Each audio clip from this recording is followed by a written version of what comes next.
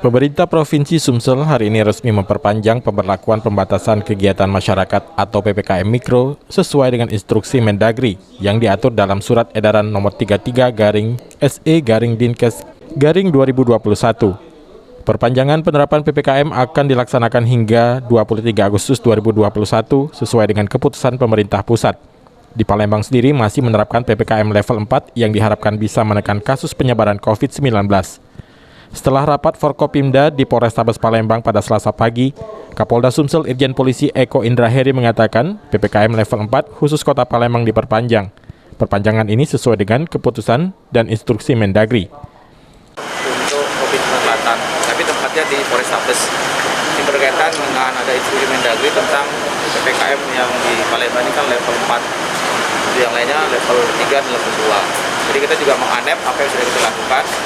Kita bersyukur sampai saat ini trennya luar biasa ya, sudah turun dan sebagainya. Tapi kan harus kita pertahankan dan terus kita tingkatkan. Ini juga untuk menambah kolaborasi dan kerjasama kita, baik di tingkat provinsi maupun di kota kabupaten. Berarti diperpanjang Jenderal untuk Nah, itu kan ada instruksi Mendagri, bukan saya. Kita hanya mengikuti instruksi Mendagri. Oke. Dengan diperpanjangnya PPKM level 4 ini, diharapkan penyebaran virus corona bisa terus menurun dan Sumsel kembali menjadi zona hijau COVID-19. Irawan, PAL TV.